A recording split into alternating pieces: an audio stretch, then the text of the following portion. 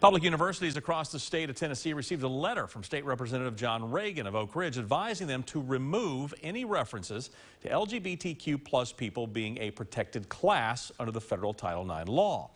There are about a dozen public colleges and universities in Tennessee that received this letter. Now, this includes the University of Tennessee.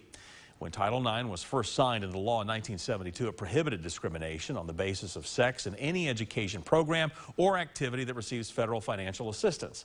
The U.S. Department of Education wants to change the wording to include LGBTQ+ in its phrasing, but since it has been blocked by a U.S. District Court judge, Representative Ragan says any school with the phrasing referring to Title IX is going against state law. They are chartered and funded by the state of Tennessee, so obviously they are risking that in that sense by not following state law. University of Tennessee responded to his letter saying in part that it did not modify its publications, policies, or websites relating to Title IX in response to either the June 23, 2021 letter from the U.S. Department of Education or the injunction issued on July 15, 2022 by the Federal District Court. They go on to say, we do not believe anything in our current policies, procedures, or statements relating to Title IX or non-discrimination violates either federal or state law. Now, we also spoke with Knox Pride about the Title IX decision.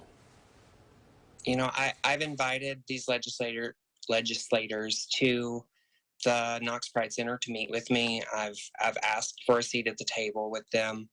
I've asked that, you know, hey, if they feel like they really need to make laws that affect trans lives, come talk to a trans person. Along with Tennessee, 19 other states filed the injunction. The ruling can still be appealed by a higher court, but until that happens or until a judge lifts the injunction, Ragan says all public schools must comply with this request.